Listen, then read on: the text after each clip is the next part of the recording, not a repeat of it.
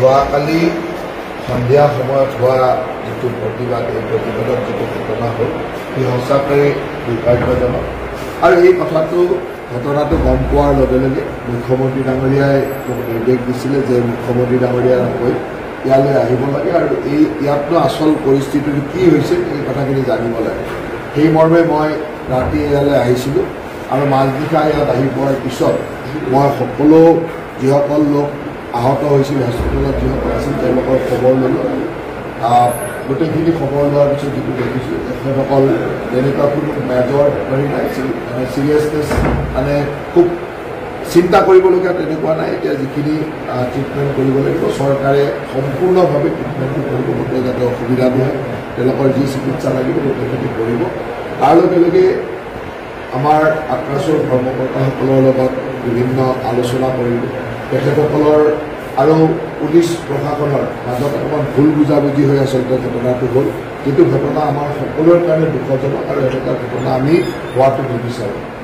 মুখ্যমন্ত্ৰী ডাঙৰীয়াই ঘটনাটো হোৱাৰ লগে লগে তাত থকা যিজন OC আছিল তেওঁক ইমিডিয়েটলি ৰিজাৰ্ভ ক্ল'জ কৰি তেওঁক ছাছপেনশ্যন কৰা হৈছিলে। সেইটো আমি অৰ্ডাৰ দিছিলোঁ। গোলকগঞ্জৰ OC-জনক ৰিজাৰ্ভ ক্ল'জ কৰি ছাছপেণ্ড কৰা হৈছিলে আৰু তেওঁক নিলম্বন কৰাৰ লগে লগে নিৰ্দেশনা দিছিলে। তাৰ লগে লগে এতিয়া আমি গোটেই পৰিস্থিতিটো বুজি চালোঁ আৰু পৰিস্থিতি বুজি চাই যিটো দেখিছোঁ যে আৰু এজন OC গৌৰীপুৰৰ OC-ও এই ঘটনাটোৰ লগত কিছু পৰিমাণে সাঙুৰ খাই আছে আৰু তেখেতকো ইমিডিয়েটলি এতিয়া ৰিজাৰ্ভ ক্ল'জ কৰিবৰ কাৰণে নিৰ্দেশনা দিয়া হৈছে, তেওঁকো ৰিজাৰ্ভ ক্ল'জ কৰা হ'ব। আৰু 3গৰাকী বিষয়াৰ ওপৰত তেখেতসকলে অভিযোগ আনিছিল। আমাৰ জিলাৰ যিজন আমাৰ SSP আৰু জিলাৰ সেই স্থানত উপস্থিত থকা 2গৰাকী উপ আৰক্ষী অধীক্ষকৰ ওপৰত তেখেতসকলৰ অভিযোগ আছিলে। আৰু অভিযোগখিনি পোৱাৰ পিছত মই আমাৰ যিজন DIG ইয়ালৈ আহিছে, DIG-ক এনকুৱাৰী কৰিবৰ কাৰণে দিছোঁ আৰু তেখেতে 5 দিনৰ ভিতৰত এটা এনকুৱাৰী ৰিপৰ্ট দিব।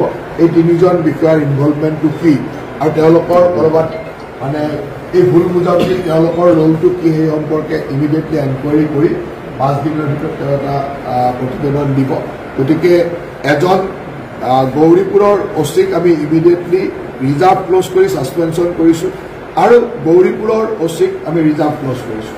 গতিকে এই ধৰণৰ ব্যৱস্থা লোৱাৰ পিছত চৰকাৰে যিহেতু অত্যন্ত গুৰুত্ব সহকাৰে লৈছে আৰু মুখ্যমন্ত্ৰী ডাঙৰীয়াৰ নিৰ্দেশত মই নিজেই ইয়ালৈ আহিছোঁ আৰু তেখেতসকলৰ য'ত আমাৰ ক'ৰবাত ভুল হৈছে বা আমাৰ প্ৰশাসনৰ মাজত এটা মিছআণ্ডাৰষ্টেণ্ডিং হৈছে তাৰ কাৰণে আমি তেখেতসকলক গোটেই কথাখিনি বুজাই আজি তেখেতসকলে ৰাতিপুৱাৰ পৰা এটা বন্ধ আহ্বান কৰিছিল। মই তেখেতসকলক অনুৰোধ কৰিছিলোঁ যে আমাৰ এটা ভুল বুজাবুজিৰ মাজত হ'ল, এই বন্ধটো আৰু কৰিব নালাগে, তেখেতসকলক আহ্বান জনাইছোঁ আৰু আমি ইমিডিয়েটলি একশ্যন লৈছোঁৱেই। গতিকে তেখেতসকলেও তাত সন্মতি প্ৰকাশ কৰিছে আৰু এই সন্মতি সাপেক্ষে এতিয়া আমি ভাবোঁ যে এটা সৌহাৰ্দ্যপূৰ্ণ সম্পৰ্কৰ মাজেৰে আমি ভৱিষ্যতৰ কৰ্মপন্থাখিনি আগবঢ়াই লৈ যাব পাৰিম। তেখেতসকলৰ যিখিনি ন্যায্য দাবী সেই দাবীৰ প্ৰতি আমাৰ অসম চৰকাৰে বিশেষকৈ হিমন্ত বিশ্ব শৰ্মা ডাঙৰীয়াই বিভিন্ন সময়ত বিভিন্ন আলোচনা মাধ্যমে আগবঢ়াই লৈ গৈ আছে। গতিকে মই ভাবোঁ যে এই বিষয়টো ইমানতে আৰু সময়